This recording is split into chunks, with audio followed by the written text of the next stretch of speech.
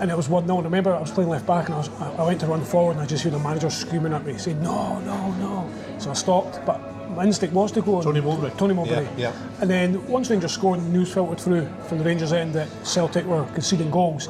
The game died. The game literally went to walking football.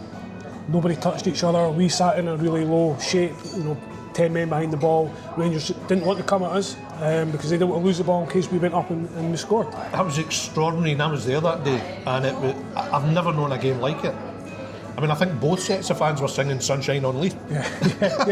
I mean, it was remarkable because at 1-0, and obviously as you were saying, the events at Fir Park with Celtic and Motherwell, Rangers were in pole position and you guys were in pole position. Let's not change anything. Were the players actually speaking to each other on the pitch?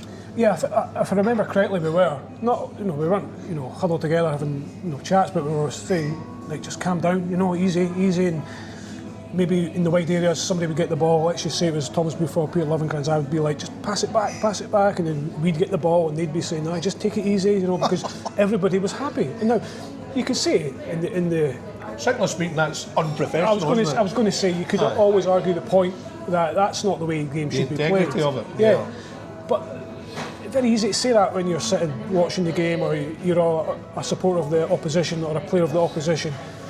People forget teams had 35 games previous to do the business, so we felt we'd earned the right for that last 10 minutes of the season from what we played so well in that season and played really good football under Tony, to look after ourselves. We have to look after ourselves and our supporters before anybody else. Albeit, we would have loved to have gone and tried to get a goal. Of course you would have.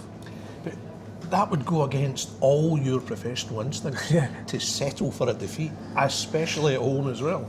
Yeah. I mean, how weird was that? And you're the captain. And against Rangers, because everybody knows Hibs and Rangers supporters don't particularly get on very well. Yeah. And there's always a good rivalry in the game, and it's a great achievement and moment for Hibs when they beat the Old Firm. That's just the way it is. I think both sets of supporters, like you say, were happy, which is very, very uncommon.